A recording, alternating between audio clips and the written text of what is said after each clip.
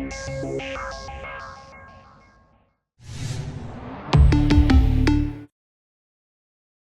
morning, my name's Will from Volkswagen New York. Behind me is an absolutely stunning all-new Tiguan plug-in hybrid electric vehicle. It comes with two variants, either your 204 PS or your 272, and it's a huge upgrade from the previous Tiguan. Two main reasons for this, both in relation to charging. The first being your battery range.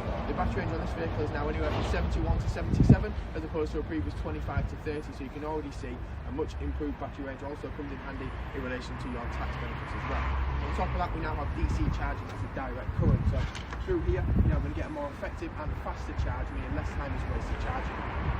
As you can see, I'm now inside the car and I want to talk to you about some of the amazing benefits in relation to the features we mentioned in the previous clip. First being cost of ownership. So the cost of ownership on this vehicle as opposed to the previous Tiguan is of course going to be lower, and that's for two key reasons. Firstly being the charging. As mentioned, the DC charging now means you get a faster and more direct current, meaning the charging not only happens faster, but it's also going to be that bit cheaper, of course spending less time on charge.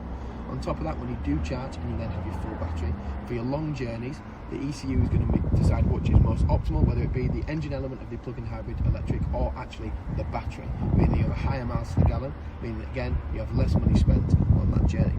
In addition to that, for your shorter journeys, for example the 15-20 mile journeys, you can actually rely solely on the battery for these. That again means you're going to spend a lot less money on getting from A to B because the charging cost is lower than the fuel cost.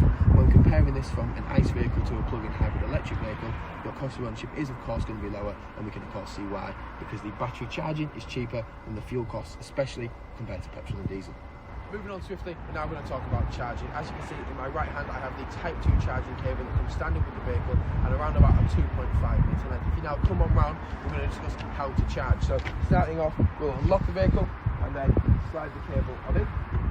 We're then going to press lock. The reason for pressing lock is that's then going to flash green when charging, which means we know for sure the car is charging. We can obviously check from our Volkswagen WeConnect app.